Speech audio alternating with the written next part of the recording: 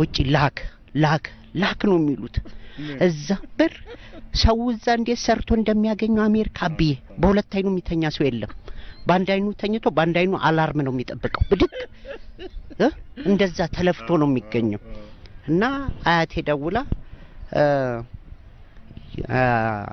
ወንድ አያቴ አርፏል እና ብዙ አመት ነው ካረፈ እና አጽም ማስወጫ ቤተክርስቲያኑ ሊታደስ ስለሆነ አጽም ማስወጫ ብር ላክ አለችኝ እንዴ ስንት ነው ምልካው አልኳት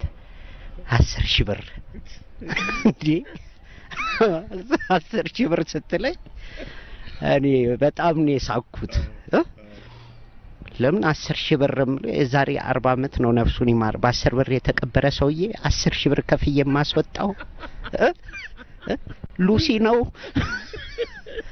በቁሙስ ቢመጣ ሰጠዋለሁ ይታመጣል እና ላክ በጣም ይገርማል ለዛ እና ደግሞ እዛ ሲሄድ ያው ተማር ሲሉ ለክፋት መስሎኝ ቋንቋ ወይኔ አቢ ግን ዋናው የሚያገለግለው እዛ ቅንድብና አንገት ነው ቋንቋ ካልቻልክ ቅንድብህን ወደ ላይ ብለህ ሸሽተ እልም አታወራ መማሩ እማዬ ምን አለች እንዴት ነው ተግባባ ሆይ አለች አይ እማዬ ቋንቋው ስላት አየ ድሮቾ ካለቀ ያልከ የቀረኸው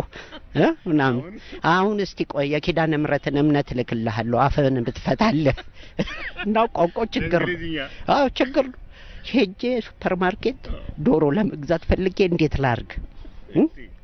አቤት ውስጥ እንቁላል ነበር እሱን ይዤ ሄጄ ፈረንጁን እያሳየሁት ማዘር በምትችለው ነው የምትግባባው እሱን እርጎ ልገዛ ብል እርጎን እንዴት ብዬ ልጥራው እርጎን ወተት ይዤ ሄጄ ሰውየው ለምዶኛል አፍተር 3 ዳይ እርጎ ሲሆን እንዲህ ያልኩ ብዙ ደስ የሚል ነገር ነው አትለየውም ቦታውን አሁን ኒውዮርክ ወስደውኝ የፎቅ ጫካ ሰው አጠይቅ በቁጥር በዚህ ላይስ እኔ እንግሊዘኛ እችላለሁ አቤ ግን ብቻዬን ነው የማወራው